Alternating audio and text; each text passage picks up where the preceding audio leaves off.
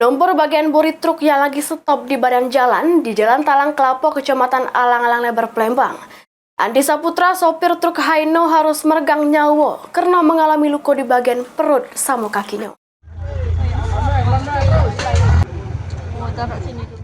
Kecelakaan lalu lintas terjadi di Jalan Talang Kelapo, Kecamatan Alang-Alang Lebar, Palembang.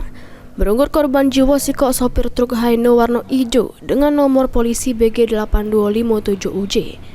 Korban yang diketahui bernama Andi Saputra, warga Jalan Talang Kelapo, mengalami luka parah di bagian kaki sama perut karena terjepit sesudah nomor bagian bodi truk tronton.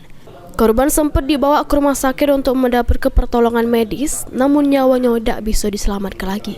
Kanit Gakum Satlantas Polrestabes Palembang, Ibtu Arham Sikakum mengungkapkan, kronologi kecelakaan maut tersebut bermula korban yang mengemudi truknya datang dari arah Perumnas Talang Kelapo menuju ke simpang Jalan Erdenci Asasi.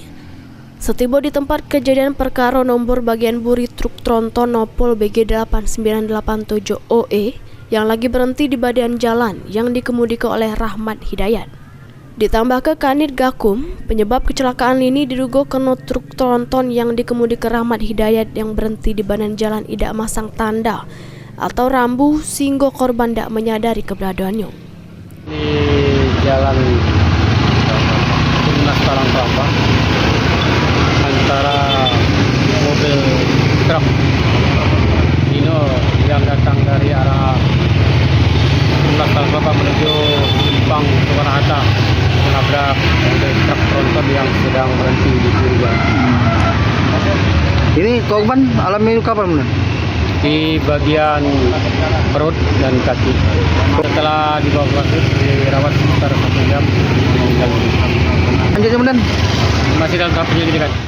Ini pihak kepolisian masih terus melakukan pemeriksaan sopir truk tronton sama bukti-bukti guna memastikan kecelakaan tersebut. Heru Wahyudi, PAL TV.